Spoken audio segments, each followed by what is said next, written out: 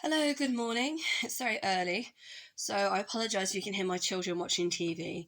No one in my house ever really seems to sleep, so I'm trying to do this quick video.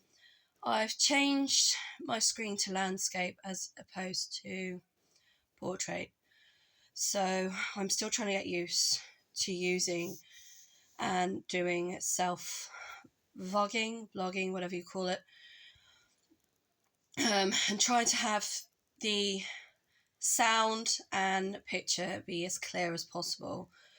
Although, when you look like this first thing in the morning, it's probably not a good idea to see what I look like. Now, it's actually the first week of Lent is now officially over. It was Ash Wednesday this week, just after Shrove Tuesday. Today is the 6th of March, which is the beginning of Lent for the next sort of officially 40 days, 40 nights. Before I obviously stopped going to church, I would have been one of those people that would have been there. Even if I didn't fully really know why I was there, it was just kind of forced upon me from a young age. You know, you're Christian, you've been christened, you will go to church on Sunday. And I would end up in Sunday school. And I've really, to be honest, I can't even remember what I was being taught or what they were trying to teach me. Most of the time it just involved colouring in. So there we have it. Now, full Lent, as what I am doing is I am reading the book After by Anna Todd. And yesterday, at last, oh my gosh, I've been waiting for these for ages. eBay is not as good as it makes out it is. I have bought some post-it notes. Now, if anyone has seen the movie After, which I'm going to tell you now is completely different to the book, not in its entirety, because it has a PG rating, it is nothing like the book at all. I have now started to stick my post-it notes in the book. Now, for anyone who thinks, oh, I've watched the film, this is what Harden does with his book for Wuthering Heights, which he then highlights passages in to then use on women to get them into bed. That's not the case. To prove that, not that I feel, because sometimes I feel I have to, I have this amazing cookbook here. It's a vintage tea party cookbook that I've had for years, and there are post-it notes in there. So it is something I have done on occasions, but then when I actually seen it in the film, I thought, oh my gosh, why didn't I do that with all of my books that I've read and that I love? Instead of frantically trying to remember where certain passages are, certain phrases are in books like The Girl with the Pearl Earring, The Lady and the Unicorn by Tracy. Both of those have been written by Tracy Chevalier, who's one of my favourite authors. Also, I read a book called Life Under, I think it's called Under the Bonnet. It is an amazing book for women who are my age, even though I read it a good 12 years ago. It is fantastic, and it really, really shows how your views and opinions around having a sexual relationship change as you get older. I think the most funniest thing about it is in Under the Bonnet is that when her husband is making love to her, it's like, oh, come on, it's morning, let's just get it on with, sort of thing. She's there thinking about, okay, I've got to go to the shops, I've got to do the shopping. Did I do frost the sausages for dinner? Have I done the kids' lunch? And it is hilarious to think, that sometimes, you're going through the motions, but you're not really in the moment. And it's so true. I mean, I'm sorry, guys, but women's brains, we all know, are hardwired differently to men's. And so in this book, obviously, it is very explicit with the relationship and sexual relationship. So all of the pages have been colour-coded. And I don't know whether you can see there. There is red, well, it's pink.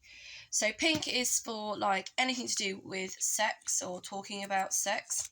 Bearing in mind, I'm only doing probably about the second half of the book, not the first half. I haven't got time to reread everything and finish my Lent that I've set myself. So this is only about halfway through the book, and so we have pink is for like anything passionate, anything sex related.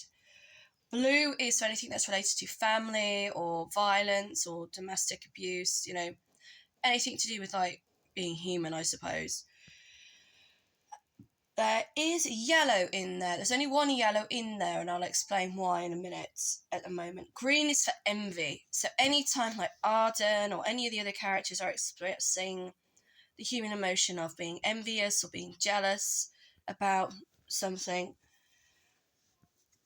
And yellow and orange, believe it or not, is for continuity errors. Yes, I believe I may have found some continuity errors in this book. So I have highlighted the pages where I think the continuity errors may be from where I thought I've seen them. And so at the end of the book, when I've finished it, I will actually put a list on my blog of the pages I believe there are continuity errors in.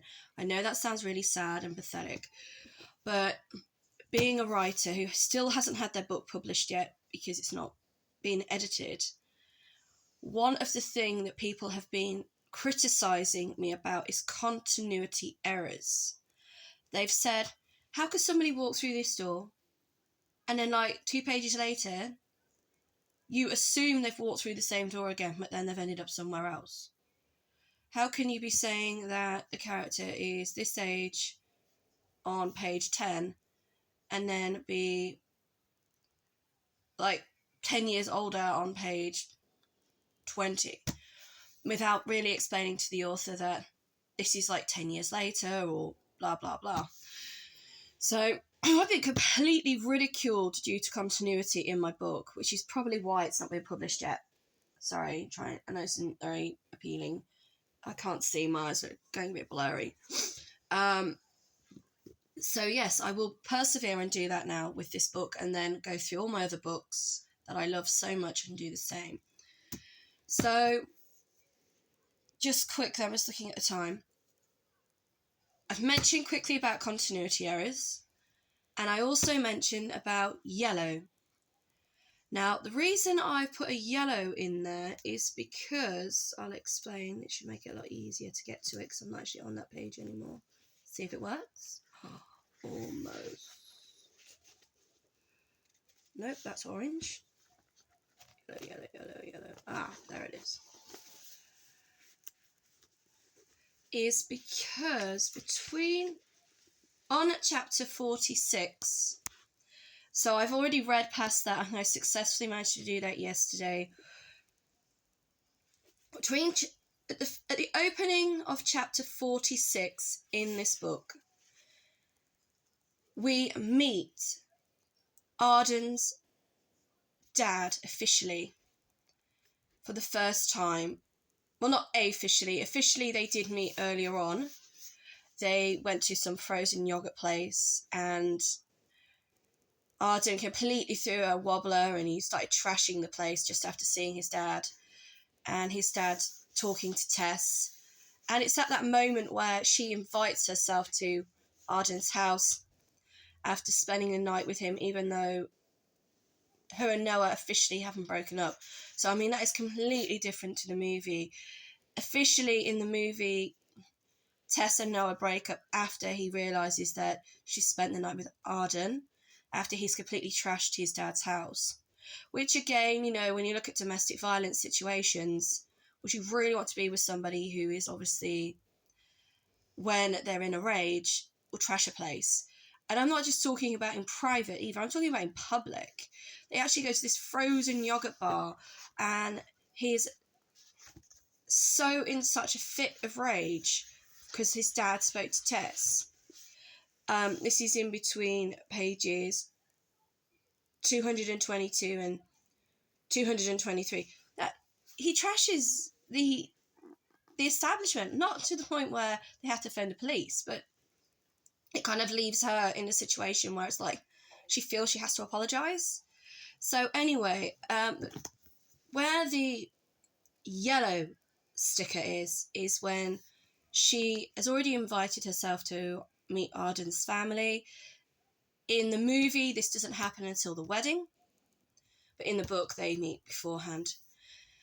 And the lady who actually plays Karen, who is Ken's fiancée at this point, and Ken is Arden's dad. This is how confusing it is.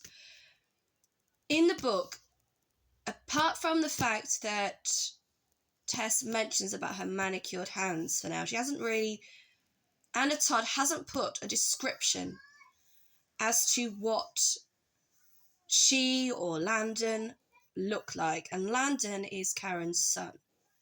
So in the first movie, which I've seen, which is after, Landon is played by, I forget the name of the actor, but it's perceived that the family is of mixed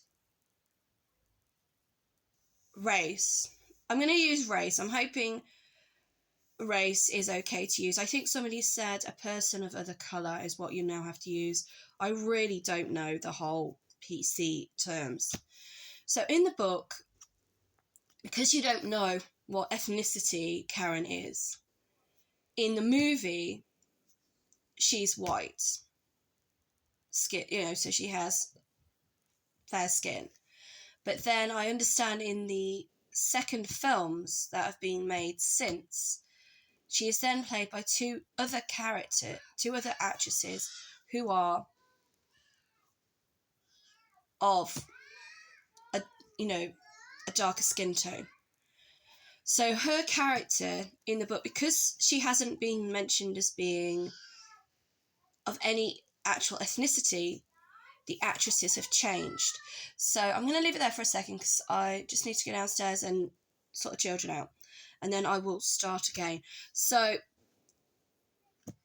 yes, it's been very interesting that as a reader, I've been very clear, as to the possibilities of what ethnicity my characters may or may not be.